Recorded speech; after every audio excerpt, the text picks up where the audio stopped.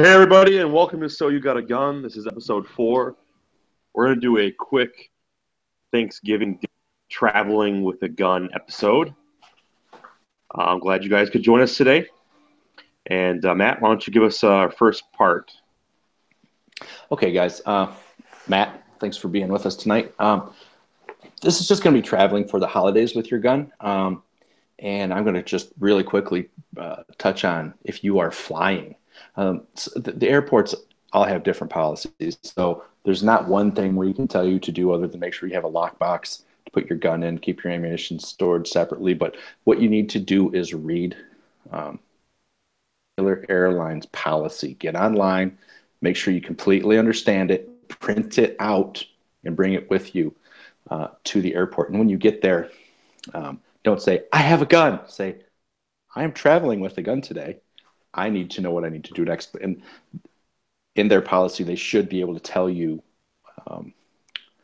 where you need to check in at. It will not be going through the regular lines. Okay. You got anything to add to that, Alex? Yeah, just a quick one for you. I once heard a good say gun in the first place because most cops' trigger words are guns. So use the word firearm, and that way it's not quite a trigger for security and police officers. Other than that, I think that's pretty good. And you have to follow. Make sure you look up not only the information about which plane you're flying on, if it's Delta or United Air or so on, but also look up the rules of that terminal as well.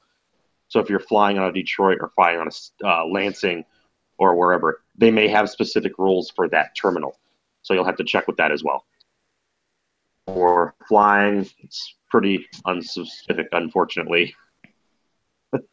Argument we're going to do real brief is just traveling state to state and state to state reciprocity. So the rules that apply for traveling for that are get online, look up the states you're going to be going to, and also the states that you're traveling through as well. There's a lot of states that recognize each other's CPL licenses. There's some that don't. But the important thing to remember when you're doing that is that you have to follow the laws of the state that you're in.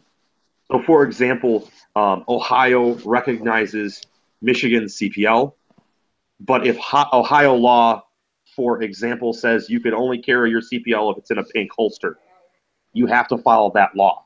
So you have to know each individual state's laws accordingly and follow them. There is a lot of trickiness that gets into laws and how you deal with an officer.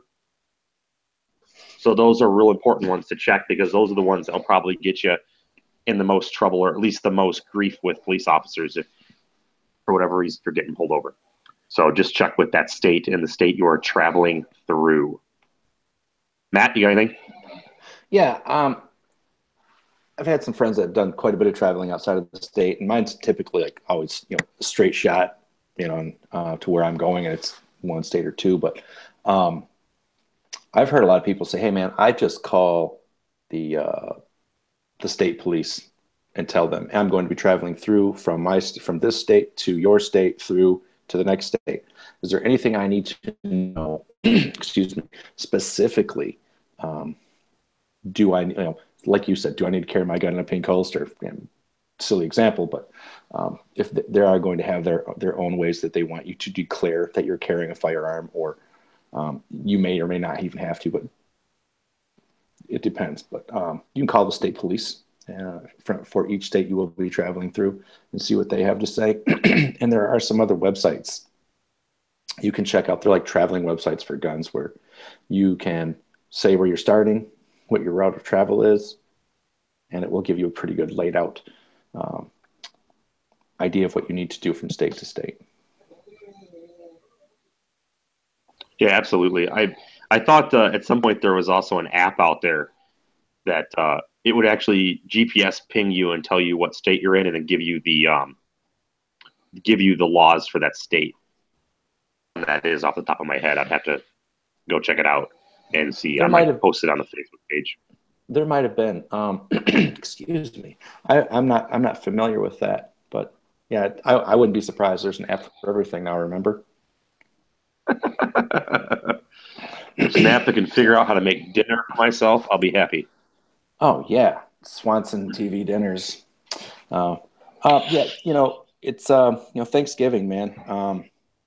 Holidays. You're going to be traveling around, um, seeing family, traveling from state to state or across town.